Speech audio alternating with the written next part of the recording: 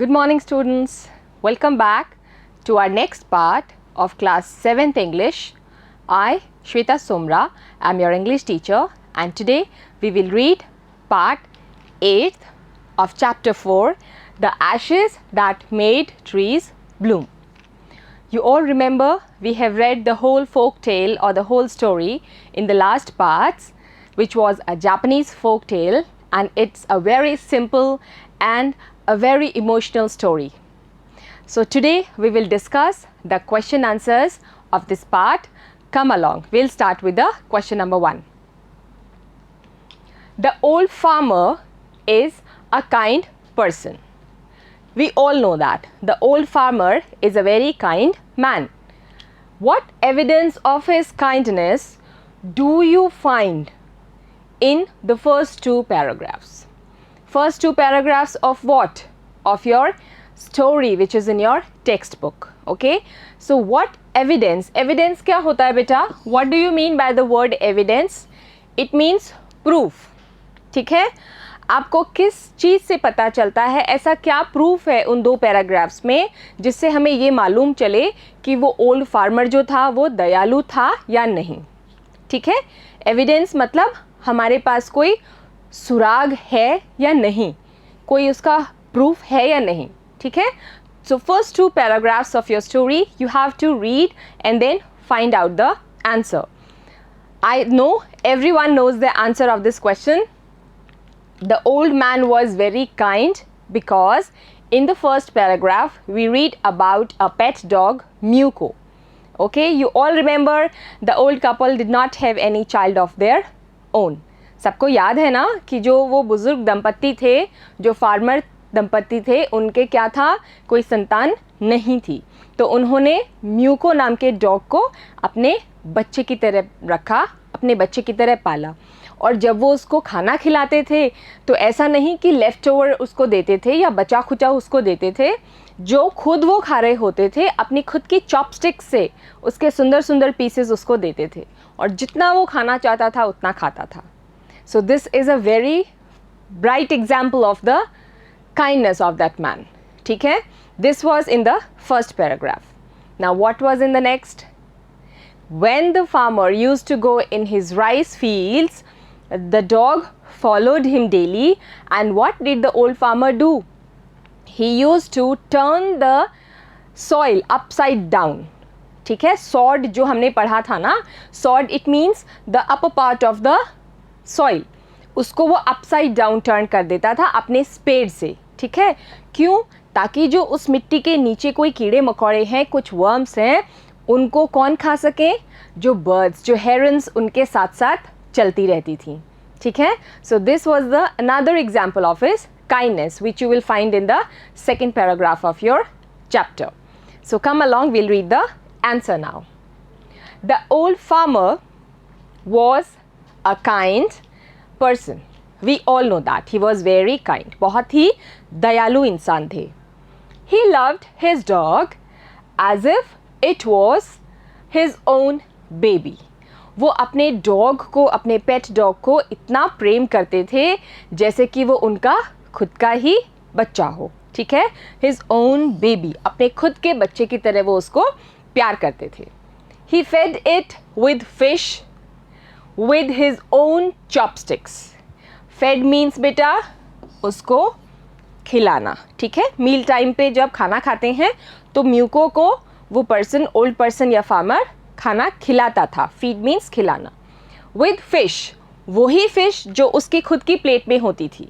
ठीक है, और खुद की ही चॉपस्टिक्स. चॉपस्टिक्स यू रिमेंबर, दो लंबी लंबी स्टिक्स होती हैं चाइनीज़, जापानीज़ या कोरियन डिशेस खाने के लिए, है ना, तो जिससे हम नूडल्स खाते हैं.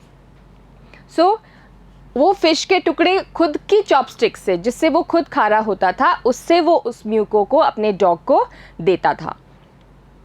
And all the boiled rice it wanted, और जितना भी बॉइल्ड राइस उसको चाहिए होता था, जितना भी चावल उसको खाना होता था डॉग को, उतना उसको मिलता था पेट भर के. ऐसा नहीं कि बचा खुचा उसको जो बच गया खाना वो हम उसको दे रहे, नो, अपने साथ बिठा के उसको फीड करता था. So he was very kind to the dog. He was patient and kind to everything that had life.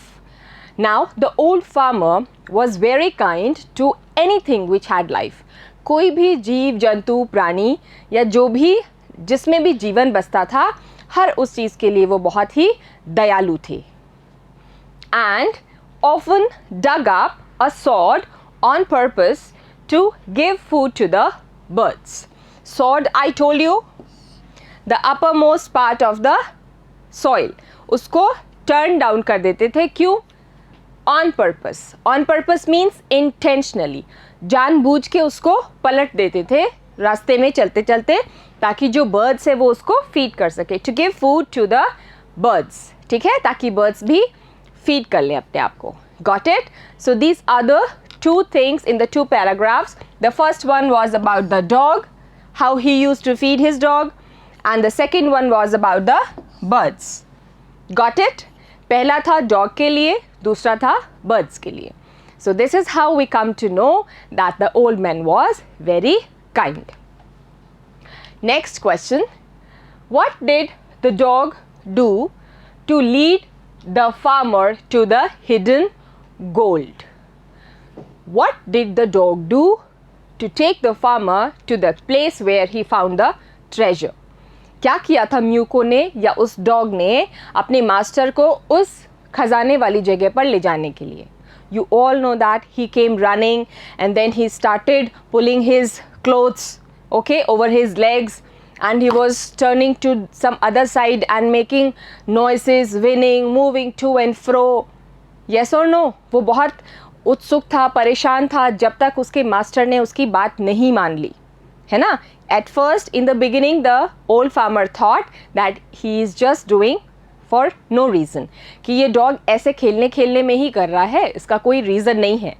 But when the dog continued doing all this, जब वो जो डॉग था म्यूको, वो जब बार बार वो चीज़ करने लगा, चूचू चूचू आवाज़ करने लगा, इधर उधर कूद रहा था, बार बार अपने मास्टर को खींच रहा था, दूसरी तरफ फेस करके इशारे कर रहा था, तो मास्टर को लगा there is something which he wants to tell me. And then finally the master followed the dog to the place where he found the treasure. Okay? The dog came running to the farmer. भागता भागता वो dog उनके पास आया. Putting its paws against his legs. अपने उसके जो पैर थे, मास्टर के जो पैर थे, उस पे उसने क्या रख दिए? अपने पंजे. What is the meaning of paws? Paws means पंजे. ठीक है, आगे के जो दो पंजे थे वो अपने मास्टर के लेग्स पे उसने रख दिए. And motioning with its head to some spot behind. Motioning आपको मैंने बताया था बेटा. Motioning means आप कोई ऐसे इशारे कर रहे हो जो दूसरे को आपको इशारों में समझाने के लिए एक लैंग्वेज आप यूज़ करते हो उस हिसाब से. ठीक है, जैसे आप बोलते हो इट मीन्स इधर आओ, है ना? या ऐसा आप हाँ के लिए भी करते हो. कोई आपको कहता है आपने खाना खाया and you say it means yes. Yes और नो? तो motioning his head towards the place where he wants to take, he was doing like this, उधर चलो. ठीक है, dog can't speak, so he was just motioning his head to some spot behind. पीछे की तरफ कोई जगह थी, वहाँ ले जाने का. ठीक है. He thought it was only playing. The man thought nothing is there. The dog is only playing. There is nothing to do with anything here. And did not mind it. और कुछ ज़्यादा ध्यान नहीं दिया उसके कोई भी actions पे. However, the dog kept on winning and running to and fro. The dog started making a noise. Okay? And he just moved to and fro. To and fro आपको बताया था ना, एक oscillatory motion होता है. ठीक है, उसको बोलते हैं आके वापस इधर इधर इधर एक ही जगह पे आप आते और जाते रहते हो for some minutes. कुछ minutes के लिए वो जो म्यूको था, डॉग था, he started moving to and fro and also started making a winning noise. Then the farmer followed it a few yards to a place. Then finally the old farmer thought there is something which he wants to tell me. So he followed the dog. A few yards means a few meters away to a place where it began scratching the ground. Now the dog Muko started scratching the ground, and what did they find? Heap of gold. The farmer thought there was a bone or a bit of fish buried there. Farmer ने क्या सोचा कि जो muco है ये क्यों मिट्टी को खोद रहा है? क्यों खोद रहा है बेटा? ताकि उसको कोई बोन या फिश मिल गई होगी, है ना? ऐसा किसने सोचा? फार्मर ने सोचा. बट क्या वो फिश थी? क्या वो बोन का पीस था? No. And therefore struck his hoe in the earth. और फिर उसने डॉग की हेल्प करने के लिए अपना जो हो था उसको मिट्टी में डाला और वहाँ से मिट्टी हटानी शुरू की. However, what he found was a pile of gold. ठीक है?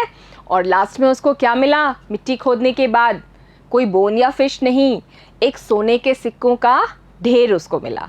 ठीक है? So this is how the dog convinced his master to come along with to the place where he found the treasure. इस तरीके से उस म्यूको डॉग ने अपने मास्टर को मना लिया उस जगह पे आने के लिए जहाँ पे उसको खजाना मिला था. ठीक है? Next question. First, how did the spirit of the dog help the farmer first? पहली बार जब स्पिरिट उसके सपने में आया था फार्मर के, तो उसने उसकी हेल्प की थी. कैसे की थी? All of you remember? Yes, when the dog died, at that same night it came in the dream of his master. What? The spirit of the dog. ठीक है? उसके सपने में उस मरे हुए डॉग की आत्मा आई, स्पिरिट आई और उसने अपने मास्टर की एक हेल्प की. क्या हेल्प की थी? Yes, the spirit of the dog asked his master to cut the pine tree which is behind its grave and make a mortar for the rice pastries and a hand mill to make the bean sauce. ठीक है? उसने अपने master की help ऐसे की थी कि सपने में उसकी स्पिरिट आई और उसने बोला कि मेरी जो कब्र है जहाँ पे मैं मिट्टी में गड़ा हुआ हूँ उसके जस्ट पीछे एक पाइन ट्री है. ठीक है? उसको काटो और उससे एक बोल बनाओ बड़ा सा जिसमें आप राइस पेस्ट्रीज बना सकें, ये एक वहाँ की डिश है, और दूसरा आप बीन सॉस बना सकें. ठीक है? तो उसके लिए एक हैंड मिल बना लेना. किससे? सेम पाइन ट्री की वुड से. ठीक है? और फिर उनको क्या मिलेगा? अच्छा पैसा मिलेगा. So this is how he helped for the first time. ठीक है? कम let's read the answer. The spirit of the dog asked the farmer to cut down the pine tree. I told you he asked the farmer to cut down the pine tree जो उसकी grave के पीछे था, over its grave, उसके just पीछे जो था, and make from it. और क्या बनाना है उस pine tree की लकड़ी से? Mortar. Mortar means a big bowl, एक बड़ा सा bowl बनाना है. किसके लिए? To make rice pastries. ठीक है? एंड अ मिल. और क्या बनाना है? एक मिल बनानी है. किसके लिए? बीन सॉस प्रिपेयर करने के लिए. To prepare bean sauce. ठीक है? The farmer did so. Farmer ने ऐसा ही किया. ठीक है? जैसा डॉग के स्पिरिट ने कहा था वैसा ही फार्मर ने किया. Some time close to the new year. Now the new year was approaching. और जैसे ही नया साल पास आ रहा था उसके कुछ समय पहले the farmer wanted to make some rice pastry. Farmer की इच्छा हुई कि कुछ राइस पेस्ट्रीज बनाते हैं ताकि उनको बेच के हम कुछ पैसे कमा पाएँ. When the rice was boiled, और जब राइस बॉयल हो गया था, his wife put it into the mortar. उसकी वाइफ ने क्या किया? उस बॉइल्ड राइस को वो बड़ा सा जो बोल था जिसको मोर्टार बोलते हैं उसमें डाल दिया. And he pounded the mass into dough. और फिर उसने उसको कूट कूट के अच्छे से एक गूंधे हुए आटे में चेंज कर लिया. ठीक है? जो बॉइल्ड राइस था उसका क्या बना लिया? एक आटा सा बना लिया. When the pastry was ready for baking, और जब वो आटा तैयार हो गया था, गूंधा हुआ आटा, और उसको बेक करने के लिए जब वो रेडी था, the whole mass turned into a heap of gold coins. वो पूरा का पूरा बॉइल्ड राइस का जो गूंथा हुआ आटा था वो पूरा किस में चेंज हो गया? गोल्ड कॉइन्स के ढेर में. सिमिलरली और क्या हुआ इसी तरह से, when beans were ground, जब बीन्स को पीसा गया था किसके लिए? बीन सॉस बनाने के लिए. इन द हैंड मिल में जब उसको पीस रहे थे, ग्राइंड कर रहे थे, gold started dropping from it like rain. Gold के जो कॉइन्स हैं वो वहाँ से निकलने लग गए. Instead of the bean sauce dripping out, what happened? Gold coins started dripping out of the hand mill. And in a few minutes, और कुछ ही पल में, the tub under the mill was filled with gold. जो tub था मिल के under में वो पूरा गोल्ड कॉइन से फिल हो गया, भर गया था. ठीक है. So this is how it help the spirit of the dog helped his master for the first time. ठीक है. Second is how did it help him next. दूसरी बार कैसे हेल्प किया था? Any idea? यस, उसने बोला था स्पिरिट ने आके कि नेबर्स ने आपकी मोर्टार और हैंड मिल को चॉप करके टुकड़े टुकड़े करके क्या किया है? उसको जला दिया है. अब वहाँ से उस एशेस को लाओ और एक सूखे पेड़ पर थोड़ा सा छिड़क दो तो वो पूरा हरा भरा हो जाएगा, फलों और फूलों से लद जाएगा. ठीक है. This is how it helped him for the second time. याद है सबको? कम let's read. Informing the farmer about how his wicked neighbors had burned the hand mill. Informing क्यों लिखा है बेटा यहाँ पे? इन्फॉर्म कर रहा है वो कौन? Spirit of dog. किसको इन्फॉर्म कर रहा है? अपने मास्टर को सपने में आके. इन्फॉर्म इसलिए कर रहा है क्योंकि आपको ध्यान है कि जो उनके नेबर्स थे वो खिड़की से झाँक कर रात को देख रहे थे जब उनका जो सोना बन गया था, उनका जो राइस पेस्ट्री और बीन सॉस का सामान था, सोना बन गया था ना, तो नेक्स्ट डे वो बोरो करके ले गए और उनका तो वो बना नहीं गोल्ड, वो कीड़ों में चेंज हो गया, तो गुस्से में उन्होंने काट दिया. ये चीज़ अच्छे जो लोग थे उनको नहीं पता थी. जो अच्छा मास्टर था डॉग का उसको इस चीज़ का कोई भी ज्ञान नहीं था. तो डॉग के स्पिरिट ने उसको इन्फॉर्म किया. The spirit of the dog informed his master that the hand mill and the mortar has been chopped into pieces and it's burnt. So you bring the ash from there. ठीक है. आप जाओ और वहाँ से ऐश लेके आओ. Wicked, I told you, bad, very bad. गंदे जो नेबर्स थे उन्होंने क्या किया था? उस हैंड मिल को बर्न कर दिया था, जला दिया था. The spirit of the dog asked him to take the ashes of the mill. Spirit of the dog ने क्या बोला? कि आप एशेस लेके आओ. वहाँ से क्या लेके आओ? राख. एशेस कलेक्ट करो आपकी हैंड मिल और मोर्टार की एंड स्प्रिंकल देम, और उसको छिड़क देना. किस पे? स्प्रिंकल मीन्स छिड़कना. किस पे छिड़कना है? On withered trees to make them bloom. Withered, I told you, बिल्कुल सूखे. ठीक है. एक भी पत्ता, एक भी फूल, एक भी फल नहीं हो.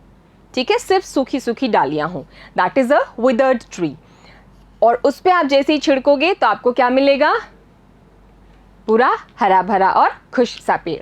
The old man did so. और जो ओल्ड मैन था, डॉग का मास्टर था, उसने बिल्कुल ऐसा ही किया. And found to his delight that the words of the spirit were indeed true. और जब उसने ऐसा करके देखा अपनी वाइफ के साथ तो उसने पाया कि जो डॉग की स्पिरिट ने बोली थी वो सारी बातें बिल्कुल सच थी. They were all absolutely true. The bare cherry tree in his garden sprouted blossoms. Bare, I told you, bare or withered means same. Bare also means having no leaves, no fruits and no flowers. Okay? Bare also means सिर्फ डालियाँ ही डालियाँ हैं, सूखा पेड़ है, सूखा वृक्ष है.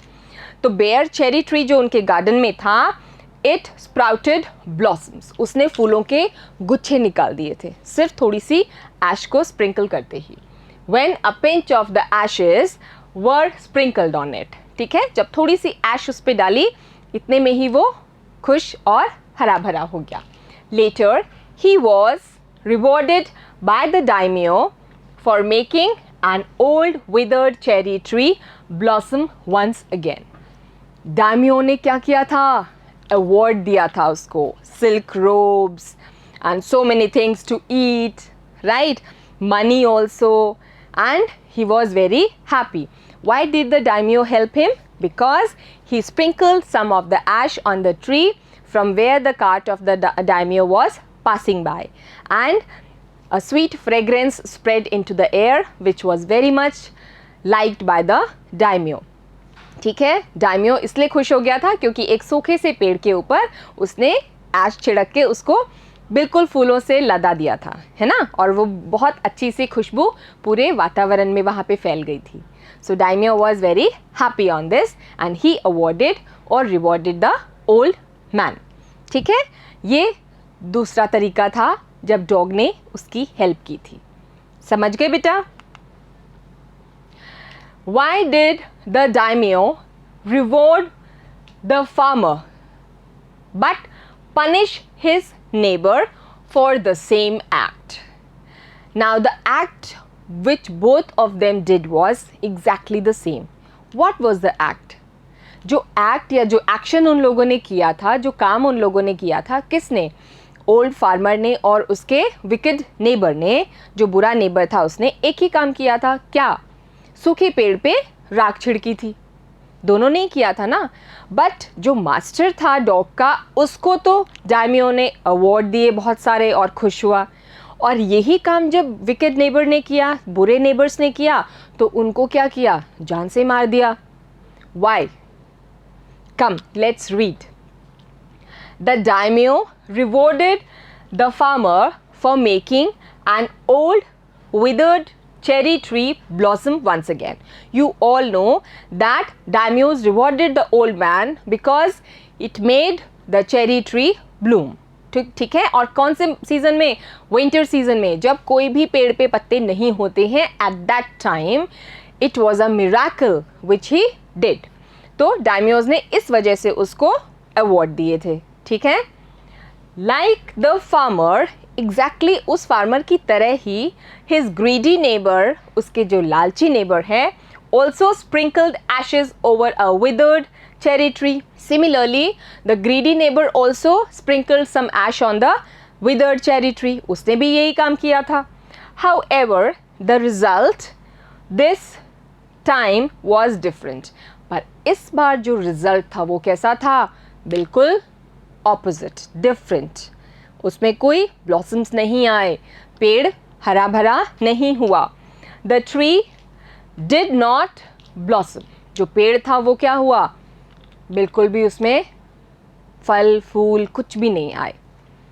While the wind blew the dust of what? Ash into the noses and eyes of the daimyo and his wife. But instead of that, the dust of the ash along with the wind was in the eyes and nose of the daimyo along with his wife. daimyo और उसकी wife की नाक और आँख में उस राख की डस्ट घुस गई और वो खांसने और छींकने लग गए. This was the reason why the greedy neighbor was punished. इसलिए greedy neighbor को punishment मिली थी. समझ गए सब लोग? उसने जब छिड़का तो पेड़ को कोई फर्क नहीं पड़ा. ठीक है, उसकी बजाय उल्टा हो गया. This is a lesson for all of us. Getting everyone? कि हमको भी ऐसे ही काम करने चाहिए जो दूसरों का भला करें, ताकि हमारे को भी रिटर्न में ऐसा ही मिले. गेटिंग? जैसे बीज बोते हैं वैसा ही फल पाते हैं ना. तो यही इस स्टोरी का हमको शिक्षा है कि हमको सबके साथ अच्छा ही करना चाहिए, तो हमारे साथ ऑटोमेटिकली अच्छा ही होगा. So here we end up with the question answers part. We will meet in our next class with the next topic. Until then, everybody take care. Have a great day, beta.